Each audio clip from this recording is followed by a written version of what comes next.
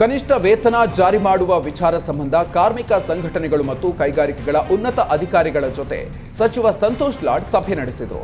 ಸಭೆಯಲ್ಲಿ ಕಾರ್ಮಿಕ ಇಲಾಖೆ ಆಯುಕ್ತ ಗೋಪಾಲಕೃಷ್ಣ, ಕರ್ನಾಟಕ ಕಟ್ಟಡ ಮತ್ತು ಇತರೆ ನಿರ್ಮಾಣ ಕಾರ್ಮಿಕರ ಮಂಡಳಿಯ ಮುಖ್ಯ ಕಾರ್ಯನಿರ್ವಹಣಾಧಿಕಾರಿ ಭಾರತಿ, ಜಂಟಿ ಕಾರ್ಮಿಕ ಆಯುಕ್ತ ರವಿಕುಮಾರ್, ಅಪರ ಕಾರ್ಮಿಕ ಆಯುಕ್ತ ಡಾಕ್ಟರ್ ಮಂಜುನಾಥ್, ಕಾರ್ಖಾನೆಗಳು ಮತ್ತು ಬಾಯ್ಲರ್ ಸಂಸ್ಥೆಗಳ ನಿರ್ದೇಶಕ ಶ್ರೀನಿವಾಸ್ ಭಾಗಿಯಾಗಿದ್ದರು.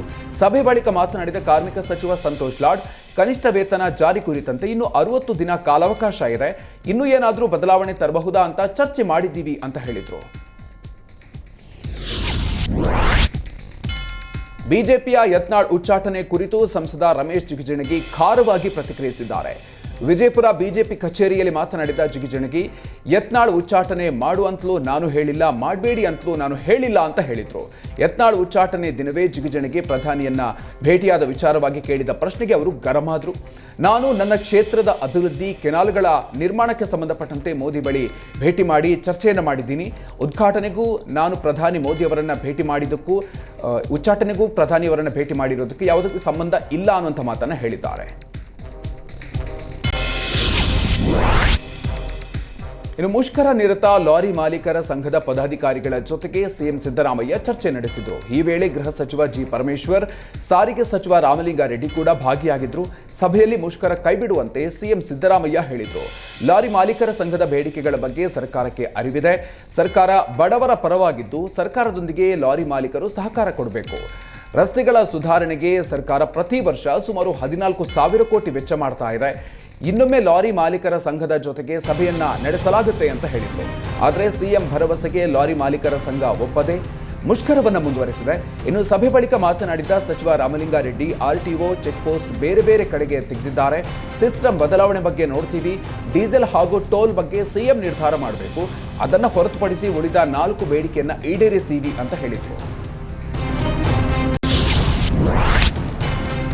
ಕನಿಷ್ಠ ವೇತನ ಜಾರಿ ಮಾಡುವ ವಿಚಾರ ಸಂಬಂಧ ಕಾರ್ಮಿಕ ಸಂಘಟನೆಗಳು ಮತ್ತು ಕೈಗಾರಿಕೆಗಳ ಉನ್ನತ ಅಧಿಕಾರಿಗಳ ಜೊತೆ ಸಚಿವ ಸಂತೋಷ್ ಲಾಡ್ ಸಭೆ ನಡೆಸಿದರು. ಸಭೆಯಲ್ಲಿ ಕಾರ್ಮಿಕ ಇಲಾಖೆ ಆಯುಕ್ತ ಗೋಪಾಲಕೃಷ್ಣ, ಕರ್ನಾಟಕ ಕಟ್ಟಡ ಮತ್ತು ಇತರೆ ನಿರ್ಮಾಣ ಕಾರ್ಮಿಕರ ಮಂಡಳಿಯ ಮುಖ್ಯ ಕಾರ್ಯನಿರ್ವಹಣಾಧಿಕಾರಿ ಭಾರತಿ, ಜಂಟಿ ಕಾರ್ಮಿಕ ಆಯುಕ್ತ ರವಿಕುಮಾರ್, ಅಪರ ಕಾರ್ಮಿಕ ಆಯುಕ್ತ ಡಾಕ್ಟರ್ ಮಂಜುನಾಥ್, ಕಾರ್ಖಾನೆಗಳು ಮತ್ತು ಬಾಯ್ಲರ್ ಸಂಸ್ಥೆಗಳ ನಿರ್ದೇಶಕ ಶ್ರೀನಿವಾಸ್ ಭಾಗಿಯಾಗಿದ್ದರು. ಸಭೆ ಬಳಿಕ ಮಾತನಾಡಿದ ಕಾರ್ಮಿಕ ಸಚಿವ ಸಂತೋಷ್ ಲಾಡ್, ಕನಿಷ್ಠ ವೇತನ ಜಾರಿ ಕುರಿತಂತೆ ಇನ್ನು 60 ದಿನ ಕಾಲಾವಕಾಶ ಇದೆ, ಇನ್ನೂ ಏನಾದರೂ ಬದಲಾವಣೆ ತರಬಹುದಾ ಅಂತ ಚರ್ಚೆ ಮಾಡಿದ್ದೀವಿ ಅಂತ ಹೇಳಿದರು. ಬಿಜೆಪಿಯ ಯತ್ನಾಳ್ ಉಚ್ಚಾಟನೆ ಕುರಿತು ಸಂಸದ ರಮೇಶ್ ಜಿಗಜಿಣಗಿ ಖಾರವಾಗಿ ಪ್ರತಿಕ್ರಿಯಿಸಿದ್ದಾರೆ. ವಿಜಯಪುರ ಬಿಜೆಪಿ ಕಚೇರಿಯಲ್ಲಿ ಮಾತನಾಡಿದ ಜಿಗಜಿಣಗಿ, ಯತ್ನಾಳ್ ಉಚ್ಚಾಟನೆ ಮಾಡುವಂತಲೂ ನಾನು ಹೇಳಿಲ್ಲ, ಮಾಡಬೇಡಿ ಅಂತಲೂ ನಾನು ಹೇಳಿಲ್ಲ ಅಂತ ಹೇಳಿದ್ರು. ಯತ್ನಾಳ್ ಉಚ್ಚಾಟನೆ ದಿನವೇ ಜಿಗಜಿಣಗಿ ಪ್ರಧಾನಿಯನ್ನ ಭೇಟಿಯಾದ ವಿಚಾರವಾಗಿ ಕೇಳಿದ ಪ್ರಶ್ನೆಗೆ ಅವರು ಗರಂ ಆದ್ರು. ನಾನು ನನ್ನ ಕ್ಷೇತ್ರದ ಅಭಿವೃದ್ಧಿ, ಕೆನಾಲ್ಗಳ ನಿರ್ಮಾಣಕ್ಕೆ ಸಂಬಂಧಪಟ್ಟಂತೆ ಮೋದಿ ಬಳಿ ಭೇಟಿ ಮಾಡಿ ಚರ್ಚೆಯನ್ನು ಮಾಡಿದ್ದೀನಿ. ಉದ್ಘಾಟನೆಗೂ ನಾನು ಪ್ರಧಾನಿ ಮೋದಿ ಅವರನ್ನ ಭೇಟಿ ಮಾಡಿದ್ದಕ್ಕೂ ಉಚ್ಚಾಟನೆಗೂ ಪ್ರಧಾನಿಯವರನ್ನ ಭೇಟಿ ಮಾಡಿರೋದಕ್ಕೆ ಯಾವುದಕ್ಕೂ ಸಂಬಂಧ ಇಲ್ಲ ಅನ್ನುವಂಥ ಮಾತನ್ನ ಹೇಳಿದ್ದಾರೆ.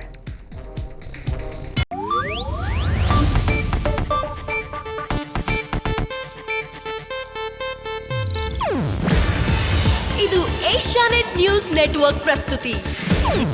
ನೀವು ನೋಡ್ತಿದ್ದೀರಾ ಏಷ್ಯಾನೆಟ್ ಸುವರ್ಣ ನ್ಯೂಸ್.